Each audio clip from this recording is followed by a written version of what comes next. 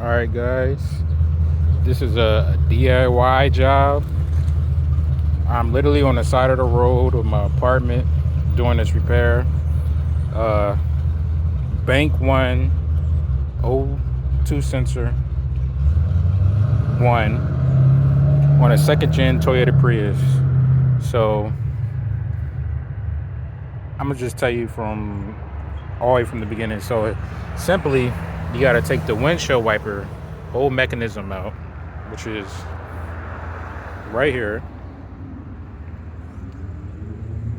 It's a 10 millimeter socket to take the whole bracket system out, and then it's a 15 millimeter to take the windshield wipers off.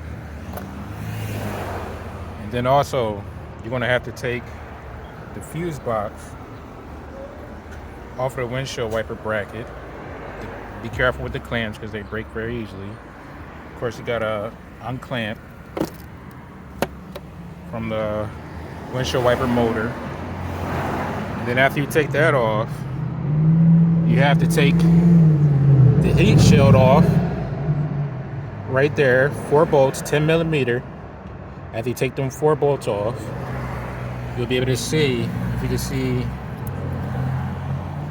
I'm gonna get my, if you can see if this, stop the magnet from getting caught. Okay.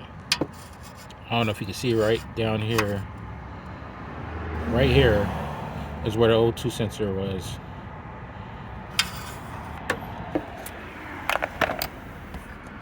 And I took it out. Look how bad that looks. It looks horrible. No wonder it stopped working. Horrible. So you see this heat shield right here. Your standard O2 sensor socket will not work on that. What I did, I found on Amazon. You see right there, the part number is CTA 2064. Only paid $15 on Amazon. This socket right here. You need a thin wall O2 sensor socket. Any other one will not work. It's a very tight fit when you go in there, but eventually you'll get it loose. And what I did is,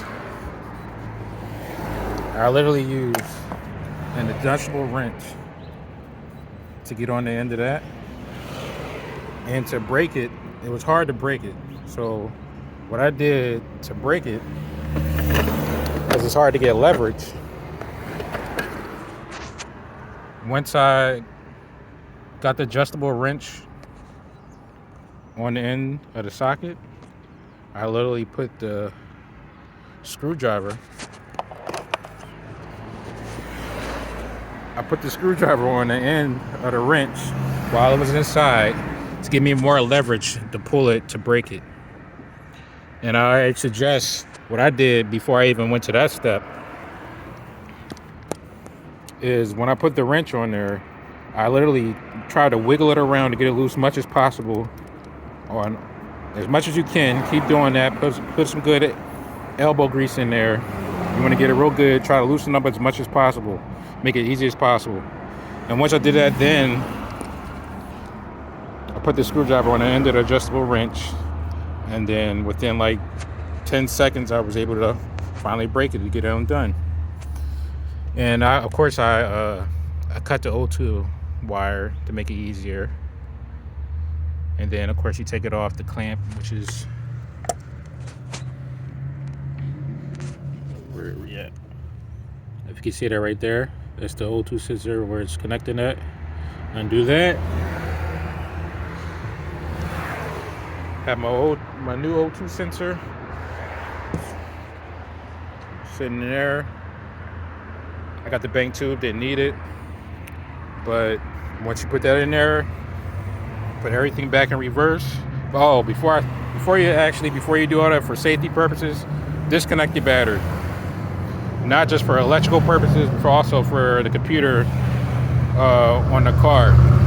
So when you connect the battery back up, then it's basically starting off fresh. There's other safety reasons too, but just do that. Some people do it. I've seen online some people don't do it, but I suggest you do it. To be safe, make it a little easier. It doesn't take that long. It's a 10mm socket. Also to adjust the battery. It's one nut and you're done. And put everything back in reverse. Pretty simple. And you're good to go. And I'll repeat that again. The part number, CTA 2064.